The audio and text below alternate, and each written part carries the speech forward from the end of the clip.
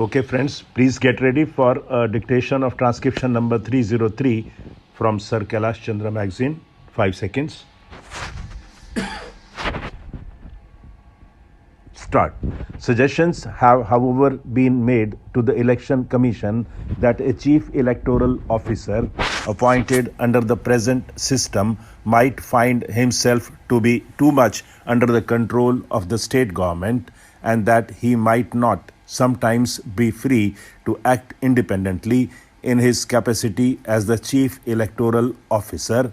particularly in respect of matters which have a direct or indirect bearing on questions involving a political complexion or implication. It has been represented that there is a risk of his acting as a mere mouthpiece of the state government in such matters and of the Commission being deprived of the benefit of dispassionate and independent advice, as also of objective reports which the chief electoral officer might feel himself debarred from tendering in the present scheme of things. The Commission is not unmindful of his risk and, in fact, has at times felt that some chief electoral officers may not have always been able to express themselves freely in controversial matters. It is quite possible, however, to minimize such a risk by adopting a suitable procedure in dealing with such matters. The Commission has already taken steps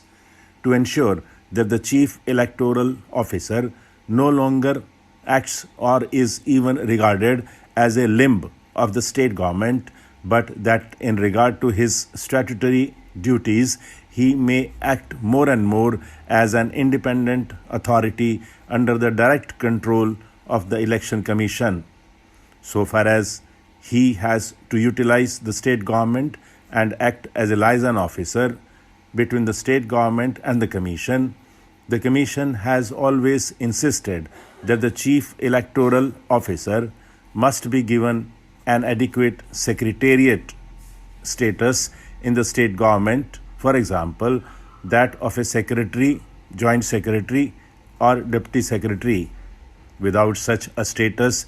he cannot deal with the subordinate officials with the authority of the government and would have to go up to the department concerned in every little matter in which a government order is considered necessary. There would perhaps be technical difficulties in giving an officer imported from outside a secretariat status in the state government, in which case he would in the end prove ineffective in practice. The Commission does not accordingly consider it necessary in the present circumstances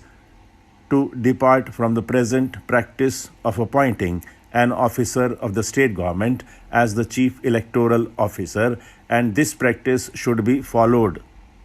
An effective answer to the criticism levelled against the present system would be to divide the duties and functions of a chief electoral officer into two distinct categories, viz., electoral and administrative, and to demarcate the two categories as clearly as possible. In respect of electoral matters, the chief electoral officer would be required to correspond and deal with the Commission directly without the necessity of obtaining any prior concurrence of the state government.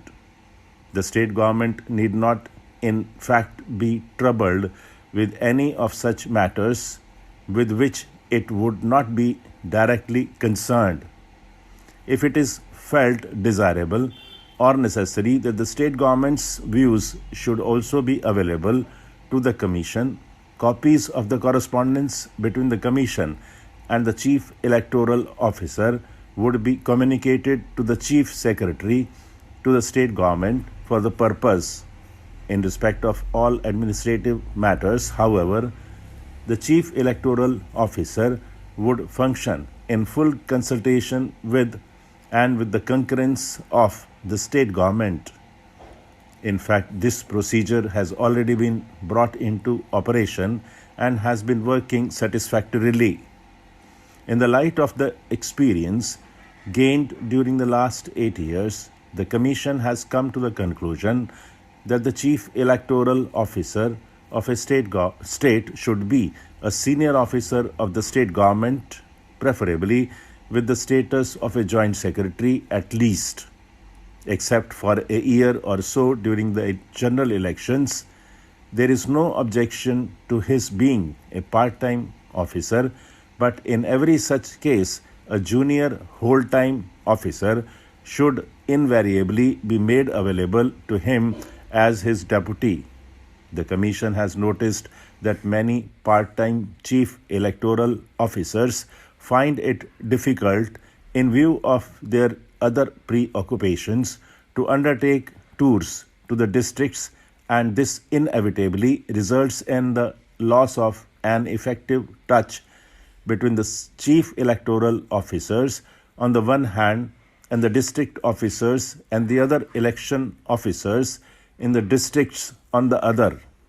Experience has also shown that occasional, if not frequent, inspections of election offices in the district headquarters and the subdivisions have a salutary effect in toning up the efficiency and removing the working defects of these offices.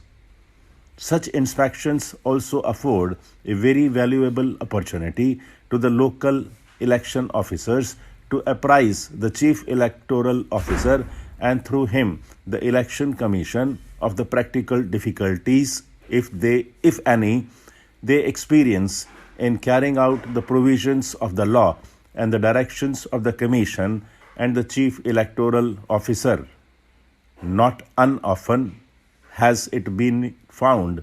that a particular officer has evolved some procedure in detail or introduced some innovation. Stop.